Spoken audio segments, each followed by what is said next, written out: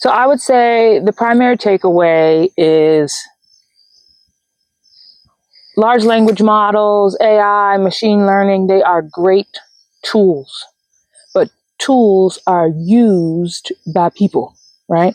So they are not at a place where you can be left alone, where they can be left alone to work on their own, right? So we need to keep that combination of augmentation, and that's where it is in the true, like in the formal healthcare industry, right? It's in an augmentation space.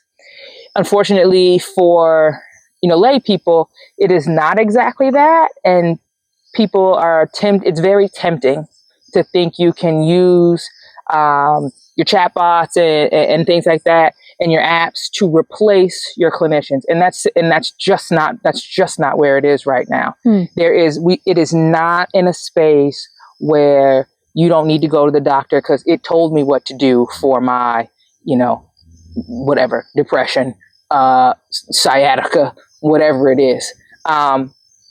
It is in the same way where we used to Google or check WebMD and get ideas, right?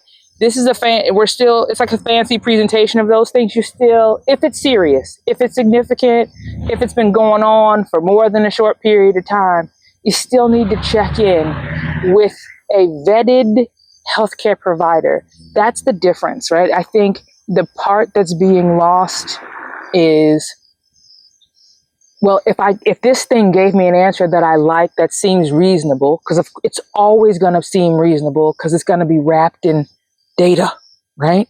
Then I don't need to go see a professional. That's the part that's tricking people. That's the part where you're vulnerable to having bad outcomes. Because that's just not where it is. I don't know where it's going to go in the future, but that's just not where it is now. The doctors will stay employed. The therapists and the psychiatrists will stay employed because you still need them to truly understand the context and the history behind how you could have got there, how you could be experiencing this. Because like I said, the nuance between a minor issue and something that needs, more urgent attention can be very subtle. And AI, it just isn't there yet.